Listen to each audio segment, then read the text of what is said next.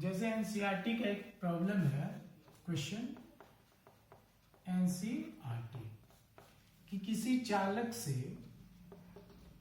अगर 1 सेकेंड में 10 की पावर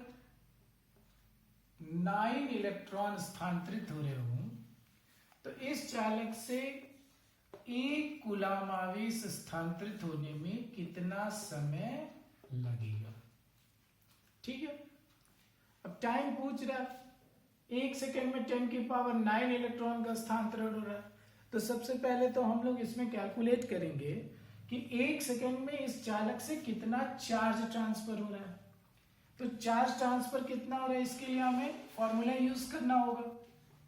1 सेकेंड में चालक से स्थानांतरित आवेश कितना चार्ज स्थानांतरित हुआ, तो Q equals to N E. Q equals to N का मान कितना है, बोलो 10 की पावर 9 और 1 इलेक्ट्रॉन पर चार्ज कितना है 1.6 इंटू 10 की पावर -19 कूलाम। तो Q is equals to basically है 1.6 इंटू 10 की पावर -10 कूलाम। ठीक है ना। अच्छा, 1 सेकेंड में इतना स्थानांतरित हुआ है। अब टोटल कितना इसको शिफ्ट करना है, कितना स्थानांतरित करना है, 1 कूलाम स्थानांतरित करना है। तो अब हम क्या निकालेंगे कि इसमें कितना टाइम लगेगा।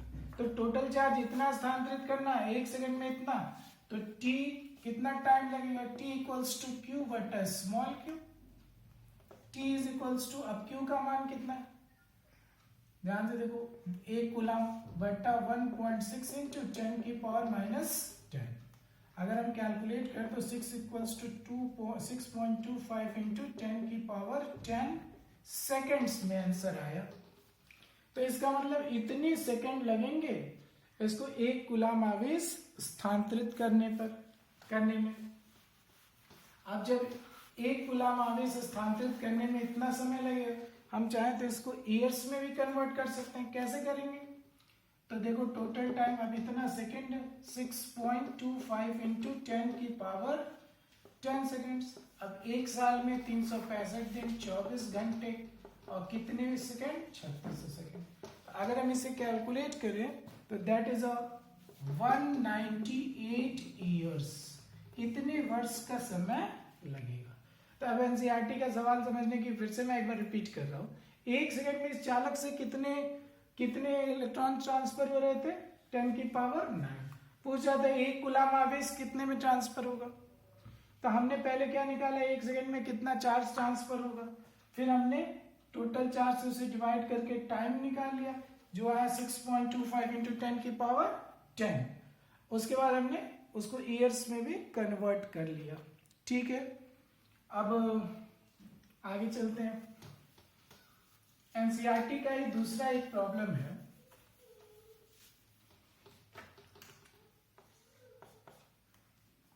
कह रहा है कि किसी कप में अगर मान लो 250 ग्राम जल हो तो उसमें कितने धनावेश या कितने ऋणावेश होंगे। अब ये थोड़ा कॉन्सेप्चुअल क्वेश्चन है। कह रहा है कि अगर किसी कप में 250 ग्राम जल लिया जाए तो उसमें कितने धनावेश होंगे, कितने पॉजिटिव चार्ज होंगे और कितने माइनस चार्ज होंगे। अब इनके नंबर्स बताने हैं तो इसके लिए हमें जरा मोल का कॉन्सेप्ट आना चाहिए। जल का देखो बेसिकली फॉर्मूला क्या है, H2। अब H2O का मतलब हुआ कि हाइड्रोजन का तो 2 हो गया और ऑक्सीजन का कितना हो गया, 16। इसका मतलब जल का जो 1 मोल होगा दैट इज 18 ग्राम होगा। और हम लोग जानते हैं कि किसी भी पदार्थ के 1 मोल में परमाणुओं की संख्या अवोगाद्रो संख्या के बराबर होती है। इसका मतलब जल के 18 ग्राम में परमाणुओं की संख्या कितनी होगी, परमाणुओं की संख्या, तो यह अवोगाद्रो संख्या 6.02 इंटू 10 की पावर 23 के बराबर होगी। हम कहे जल के 1 ग्राम में परमाणुओं की संख्या, तो 6.02 इंटू 10 की पावर 23 बचा 18, लेकिन हमें कितना दिया है 250 ग्राम्स दिया है। तो 250 ग्राम जल जो इस कप में रखा गया है, जल के 250 ग्राम में परमाणुओं की संख्या, तो 6.02 इंटू 10 की पावर 23 250 बटा 18 हो गई। अच्छा, लेकिन हमसे तो अब हमें परमाणुओं की संख्या मिल गई, नंबर ऑफ एटम्स मिल गए कि 250 ग्राम में इतने होंगे। हमने कैसे कैलकुलेट किया, फिर से रिपीट कर रहा, किसी भी पदार्थ के 1 मोल में परमाणुओं की संख्या फिक्स है जो कि एवोगैड्रो संख्या के बराबर है। तो हमने पहले जल का 1 मोल कैलकुलेट किया। कैसे कैलकुलेट किया, हाइड्रोजन का 2, ऑक्सीजन का 16 दैट इज 18। तो जल के 18 ग्राम में परमाणुओं की संख्या 6.02 इंटू 10 की पावर 23, 1 ग्राम में 250 ग्राम। अच्छा, अब निगेटिव चार्ज निकालना है, मतलब जल के इतने में कितने इलेक्ट्रॉन होंगे। मैंने कहा था इलेक्ट्रॉनों से ही आवेश बताया जाता। अच्छा, पॉजिटिव चार्ज का मतलब कितने प्रोटॉन होंगे। तो जरा बेसिकली देखो, तो ये H2O से मिलकर बना, हाइड्रोजन में 2 प्रोटॉन हो गया और ऑक्सीजन में 8, तो इसका मतलब इसमें प्रोटॉनों की संख्या टोटल 10 है, यही तो पॉजिटिव चार्ज होगा। और इलेक्ट्रॉनों की संख्या वो भी तो 10 है, इलेक्ट्रॉनों की संख्या दैट इज -10। तो ये देखो, अब 10 इसमें इलेक्ट्रॉन है, ये एक एटम की बात हो रही है, एक परमाणु की बात हो रही है। तो एक परमाणु में 10 पॉजिटिव चार्ज और 10 निगेटिव चार्ज। अब हमारे पास कितने हैं, इतने। तो इसका मतलब हम जो लिखेंगे कि 250 ग्राम जल में 250 ग्राम जल में कुल धनावेश, तो that is equals to 6.02 into 10 की पावर 23 इंटू 250 इंटू 10 बटा 18। ठीक है, अब इसको जब हम कैलकुलेट करेंगे तो that is equals to 1.34 into 10 की पावर 7 कूलम, इतना पॉजिटिव चार्ज हो। इसी तरह अगर जल में हमको ऋणावेश निकालना होगा तो सेम ही होगा, जितना पॉजिटिव होगा उतना निगेटिव होगा इसमें।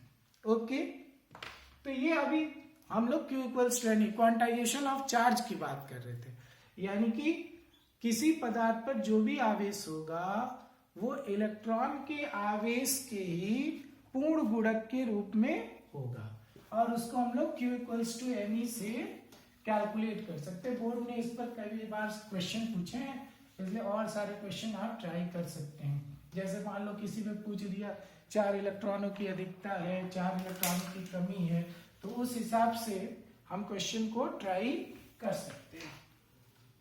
अच्छा, अब हम बात करेंगे प्रॉपर्टी ऑफ चार्ज की, आवेश के गुण की।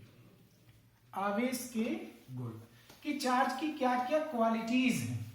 अब हम ये जान चुके कि जो आवेश है किसी वस्तु पर मुक्त इलेक्ट्रॉनों के स्थानांतरण से, आदान प्रदान से आता है, और इसके 3 प्रोसेस भी मैंने बताया। हो सकता है कि घर्षण से आ रहा हो, 2 बॉडी को रब किया, खास तौर पे अचालकों में इस तरह का होता है कि 2 बॉडीज को अगर हम रब करें तो उन पर चार्ज सिर्फ इलेक्ट्रॉनों के आदान प्रदान से शिफ्ट होते हैं। या दूसरा तरीका था कि हम कांटेक्ट में ला दें, टचिंग कर दें, कोई चार्ज बॉडी है उसको हम टच करें, जैसे बिजली के झटके दिखते हो, ठीक है। तो कोई चार्ज बॉडी के पास अनचार्ज बॉडी रखो तो उस पे चार्ज आ जाता है, टच करा दो उसको। दूसरा इंडक्शन की भी बात हुई। अब हम बात करेंगे आवेश के गुणों की। आवेश के गुण, प्रॉपर्टीज ऑफ चार्ज। तो जो पहली बात है, फर्स्ट थिंग, कि समान प्रकृति के आवेश एक दूसरे को प्रतिकर्षित करते हैं, मतलब एक दूसरे को ढकेलते हैं, रिपेल करते हैं, और विपरीत प्रकृति के आवेश एक दूसरे को आकर्षित करते हैं, अट्रैक्ट करते हैं। इसका मतलब मैं कह रहा हूं अगर पॉजिटिव चार्ज है तो वो एक दूसरे को ढकेलेंगे, निगेटिव है तो वो एक दूसरे को प्रतिकर्षित